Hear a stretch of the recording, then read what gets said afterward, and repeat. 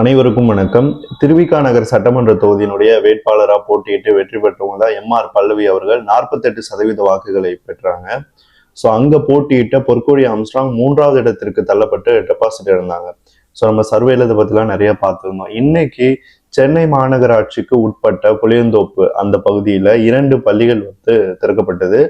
அதுல புரோட்டோகால் படி நீங்க பாத்தீங்கன்னா முதல்ல மேயர் விலக்கேற்றணும் பள்ளிகளை திறக்கும் போது. 2வது சட்டமன்ற உறுப்பினருக்கு தான் வழங்கப்படுவது மரபு. ஆனா மேயர் பிரியா அவர்கள் வாண்டடா அப்படிப்பட்ட மரபே இல்லைன்னு சொல்லிட்டு பேசுறாங்க. அண்ட் இன்னொரு பள்ளிக்கு போகும்போது அங்க சட்டமன்ற உறுப்பினரான எம்.ஆர். பல்லவி அவர்களுக்கு அந்த மெழுகுவர்த்தியை வழங்குறாங்க. ஸோ இது எப்படி ஒரு நாடகமான ஒரு அரசியல் அப்படின்னு பார்க்கும்போதே தெரியுது. இன்னும் திமுகவை சேர்ந்த முன்னாள் சட்டமன்ற உறுப்பினர்கள், முன்னாள் அமைச்சர்கள், இந்நாள் மேயர்கள், அதே மாதிரி இந்நாள் மாமன்ற உறுப்பினர்கள், கவுன்சிலர்ஸ், இவங்களோட திமிர் இன்னும் அடங்கலை அப்படின்றதுதான் வெட்ட வெளிச்சமா தெரியுது. இவங்க இவ்வளவு பெரிய தோல்வியை சந்திச்ச பிறகும் இன்னமும் அதே அகம்பாவம் ஆணவத்தோட தான் நடந்துட்டு இருக்காங்க. அந்த பள்ளியை திறக்கும் போது ஒரு சட்டமன்ற உறுப்பினர் அப்படின்ற முறையில அவங்க கூட போறாங்க. அழைப்பிதழ் வழங்கப்பட்டிருக்கு. போயிட்டு அந்த ஸ்கூலை திறக்கும் போது மெழுகுவர்த்தியை கையில வாங்குறாங்க. வாங்கிட்டு விளக்கு ஏத்துறாங்க பிரியா அவர்கள். அதுக்கப்புறம் சட்டமன்ற உறுப்பினரான பல்லவி கை நீட்டுறாங்க, வாங்கறதுக்கு நீட்டுறாங்க. வாங்கும்போது அப்படியே இப்படி பார்த்துட்டு அடுத்து கலெக்டருக்கு தராங்க. இது எந்த மாதிரியான ஒரு அணுகுமுறை அப்படின்னு புரியல.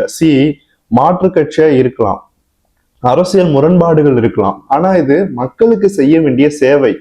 இதுல ஒரு சீப்பான அரசியலை திராவிட முன்னேற்ற கழகம் செய்வது வன்மையான கண்டனத்திற்கு உரிய ஒரு விஷயமா தான் நான் பாக்குறேன். அண்ட் அவங்க அந்த இடத்துல எம்.ஆர். பல்லவியை சொல்றேன், ரொம்பவே பொறுமையா ஹேண்டில் பண்ணாங்க. அண்ட் அவங்களுக்கு அந்த இடத்துல ஒரு அவமானமா தான் அது இருந்தது. இருந்தாலும் அங்க எப்படி பிஹேவ் பண்ணணும் அப்படின்னு ஒரு அண்டர்ஸ்டாண்டிங்ல அவங்க பண்ணிருக்காங்க. அதுக்கப்புறம் 2வது பள்ளி திறப்பு நடந்திருக்கு. அங்க வரும்போது மெழுகுவர்த்திய பிரியா அவர்கள் ஏத்திட்டு எம்.ஆர். பல்லவி அவர்கள் கிட்ட கொடுக்க வராங்க. கொடுக்க வரும்போது இவங்க அதை வாங்கல. ஸோ அதுதான் செல்ஃப் ரெஸ்பெக்ட் அப்படின்றது. தந்தை பெரியார் அவர்களை கொள்கை தலைவராக கொண்ட கட்சியினுடைய செல்ஃப் ரெஸ்பெக்ட். இவங்க கொடுக்கும்போது வாங்காம அவங்க நீங்க கலெக்டருக்கே கொடுங்க அப்படின்னு சொல்லிட்டு அவங்க விலகுனது, கையெடுத்து கும்பிட்டு அதெல்லாம் பாத்தீங்கன்னா ரொம்பவே சரியான முறையில இந்த சிச்சுவேஷனை ஹேண்டில் பண்ணாங்க. வேற யாராவது அந்த இடத்துல இருந்திருந்தா எப்படி ஹேண்டில் பண்ணிருப்பாங்க அப்படின்றது நமக்கு தெரியாது. லெட்ஸ் அஸ்யூம் அந்த இடத்துல ஒரு திமுக எம்எல்ஏவோ இல்ல ஒரு அதிமுக எம்எல்ஏவோ இருந்திருந்தா இப்படி பண்ணிருப்பாங்களா? இல்ல, வெளியில ஒரு டிராமா பண்ணி பிரஸ்ஸை கூட்டி என்னை அவமதிச்சிட்டாங்க அப்படி இப்படின்னு சொல்லிட்டு கிட்டத்தட்ட ஒரு மினி போராட்டத்தை ஆர்கனைஸ் பண்ணிருப்பாங்க. But MR. பல்லவி அவர்கள் இது மக்களுக்கான அரசாங்கம், மக்களாட்சி முறையை பின்பற்ற அரசாங்கம், தவேக தலைவர் விஜய் அவர்கள் எங்களுடைய வழிகாட்டி, அவர் பின்பற்ற வழிமுறைகளை தான் நாங்களும் கடைபிடிப்போம் அப்படின்னு சொல்லிட்டு ரொம்பவே பொறுமையா அந்த சிச்சுவேஷனை ஹேண்டில் பண்ணி அவங்க அங்க நின்றுருந்தாங்க. அண்ட் அவங்க ஒரு சரியான பதிலடிய அகம்பாவம் பிடிச்ச அதிகாரிகளுக்கும் அதே மாதிரி கவுன்சிலர்ஸ்க்கும் தெரிவிச்சாங்க அப்படின்னு தான் சொல்லணும். மேயர் பிரியா அவர்களினுடைய கவர்னன்ஸ் பத்தி நம்ம சொல்லவே வேணாம். ஏன்னா அவங்க மேயரா பதவியேற்றதுக்கு பிறகு நிறைய திட்டங்கள்ல குளறுபடி, நிறைய திட்டங்கள்ல ஊழல், நிறைய லஞ்சம், இது எல்லாமே பார்த்துதான் மக்கள் சென்னை மாநகராட்சிக்கு உட்பட்ட 16 சட்டமன்ற தொகுதிகள்ல கிட்டத்தட்ட 14 தொகுதிகள்ல திமுகவை தோற்கடிச்சாங்க. 2 இடங்கள்ல அதுலயும் க்ளோஸ் மார்ஜின்ல தான் திமுக வேட்பாளர்கள் வெற்றியை பெற்றாங்க. ஏன் மேயர் பிரியா அவர்கள் வசிக்கிற அந்த வார்டிலே தாவேக தான் லீட் எடுத்தது. ஸோ அந்த அளவுக்கு மக்கள் வெறுப்போட இந்த திமுக ஆட்சியை விரட்டி அடிச்சிருக்காங்க. ஆனாலும் மேயர் பிரியா அவர்கள் இன்னமும் திமுகவினுடைய அதே அகம்பாவம், ஆணவம் அந்த விஷயத்தை தான் ஃபாலோ பண்றாங்க. ஸோ இது எங்க போய் முடிய போகுதுன்னு தெரியல. அரசியல்ல மாற்று கருத்துக்கள் இருக்கலாம், முரண்பாடுகள் இருக்கலாம், காழ்ப்புணர்ச்சி இருக்கலாம். ஆனா அது மக்களோட கவர்னன்ஸ்குள்ள வரும்போது அது எல்லாமே தவிர்க்கப்பட வேண்டிய விஷயமா இருக்கணும். தாவேகாவினுடைய முதல் தலைமுறை எம்எல்ஏவா வந்திருக்கிற பல்லவி அவர்கள் ரொம்பவே பொறுமையா நிதானமா இந்த சிச்சுவேஷனை ஹேண்டில் பண்ணாங்க அப்படின்னு தான் சொல்லணும். There are so many things. அங்க நடந்த பல விஷயங்கள் நம்ம பேச முடியாது. இருந்தாலும் இந்த விஷயத்தை அட்ரஸ் பண்ண வேண்டியது ஒரு கடமையா தான் நான் பார்க்குறேன். கட்சி சார்ந்த முடிவுகள் என்ன வேணா இருக்கலாம், ஆனா ஒரு மக்களினுடைய பொது நிர்வாக அடிப்படையில வரும்பொழுது அதை நம்ம ஒபே பண்ணி தான் ஆகணும் அப்படின்றது முக்கியமான ஒரு விஷயமா நான் பார்க்குறேன். எத்தனையோ இடங்கள்ல திமுக கவுன்சிலர்ஸ் தாவேகா எம்எல்ஏக்களை மதிக்கிறது கிடையாது. எத்தனையோ இடங்கள்ல தாவேகாவினுடைய நிர்வாகிகளை தடுக்கிறாங்க. இதை நம்ம மதுரையில கூட பார்த்தோம். சிடிஆர் அவர்கள் அந்த மாமன்ற கூட்டத்துக்கு போயிட்டு லஞ்சம் நடந்துச்சு அப்படின்னு சொன்னதுக்கு திமுக கவுன்சிலர்ஸ் ஒரு அமைச்சரை அவதூறா பேசி கண்டனம் தெரிவிக்கிறாங்க. இது எந்த மாதிரியான நடைமுறைன்னு எனக்கு புரியல. இந்த அளவுக்கு இவங்களுக்கு ரைட்ஸ் கொடுத்தது யாருன்னு தெரியல. சோ ஒரு அமைச்சரை தரைகுறைவா பேசுறது, அது மட்டும் இல்லாம அவருக்கு கண்டனம், அதுவும் மாமன்ற கூட்டத்திலே நடந்த ஊழல் அப்பட்டமானது அப்படின்னு தெரிஞ்சுமே அவங்க போடுறாங்க அப்படின்னா எந்த அளவுக்கு அவங்க இன்னும் அந்த திமிரோட இருக்காங்க அப்படின்றத நீங்களாம் புரிஞ்சுக்கணும். சோ அந்த ஊழல் நடந்தது உண்மையானதுனாலதான் திமுக தலைமையை நடவடிக்கை எடுத்து மேயரை மாத்தினாங்க அப்படின்றது எல்லாருக்கும் தெரியும். ஆனா அப்படி ஒண்ணு நடக்கல அப்படின்னு சொல்லிட்டு இவங்க மேயர் வந்து திமுகவினுடைய தூண்டுதல் பேர்ல வந்து ஒரு தீர்மானத்தையே வந்து அங்க போடுறாங்க அப்படின்னா எந்த அளவுக்கு இவங்க எல்லாரும் கான்பிடென்ட்டா இருக்காங்க அப்படின்றத நீங்களாம் புரிஞ்சுக்கணும். சோ இது வந்து இங்க நடந்த இந்த ரெண்டு விஷயம்.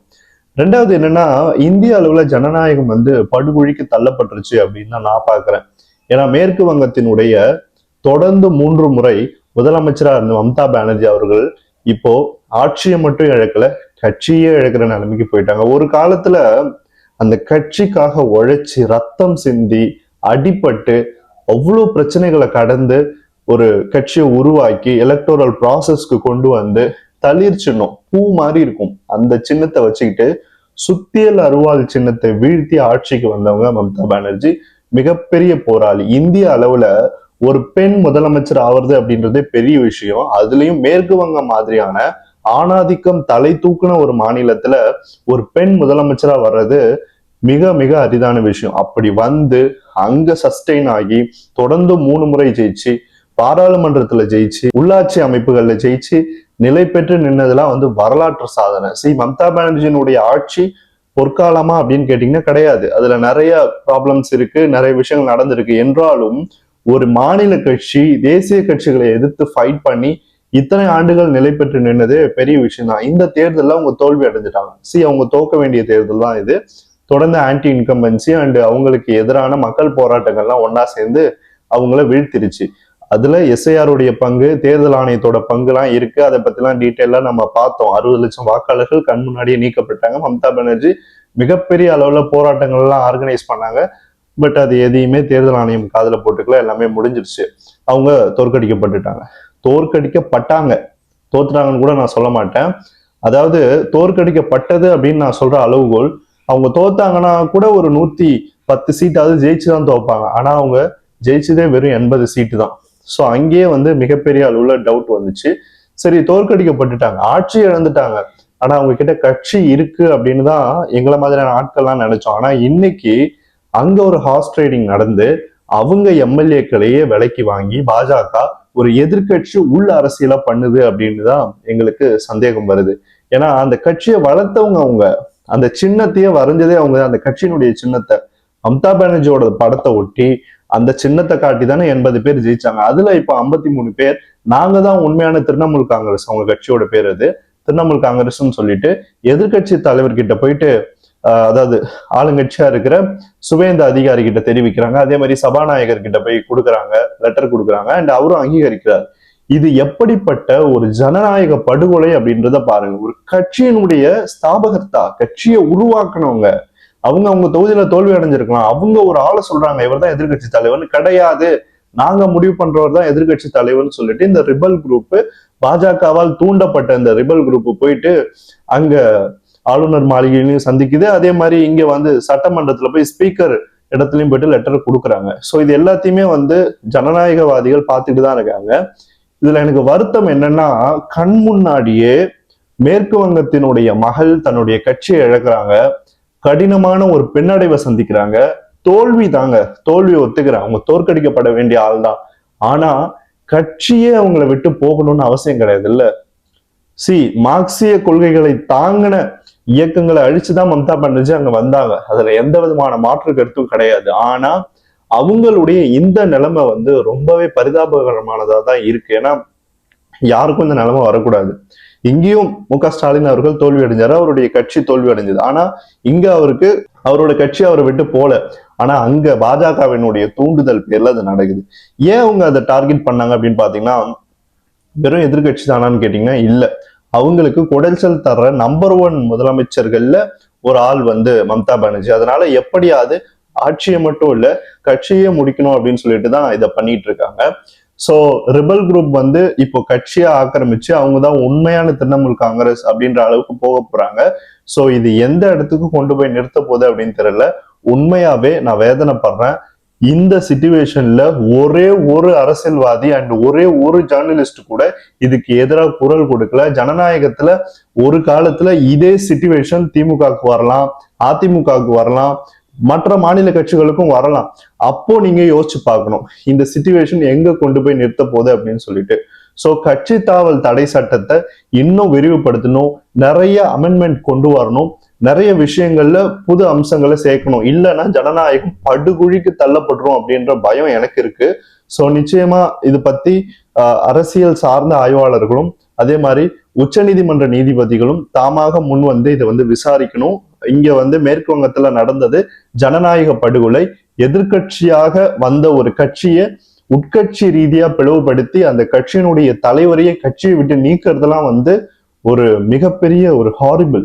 இது வந்து பயங்கரமானது, ஜனநாயகத்துக்கு மிக மிக பயங்கரமானது. மக்கள் ஓட்டு போட்டது மம்தா பானர்ஜியோட முகத்தை பார்த்துதான் 80 சீட்ல. ஆனா அந்த 58 எம்எல்ஏக்களுக்காக போட்டது கிடையாது. மேபி அது செல்வாக்கு இருக்கிறவங்க ஒரு 4 to 5 இருக்கலாம். ஆனா அடிப்படை வாக்கு வங்கி 40% மம்தா பானர்ஜியை பார்த்துதான் போட்டிருக்காங்க.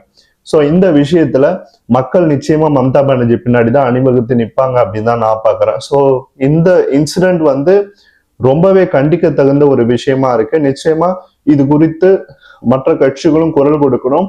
இந்த மாதிரியான ஹார்ஸ் ட்ரேடிங்கை வந்து தடுத்து நிறுத்துறதுக்கு கட்சிகள் முன் வரணும். ஹார்ஸ் ட்ரேடிங்க்கு என்ன ப்ரூஃப் இருக்கு அப்படின்னு நீங்க என்கிட்ட கேட்கலாம்.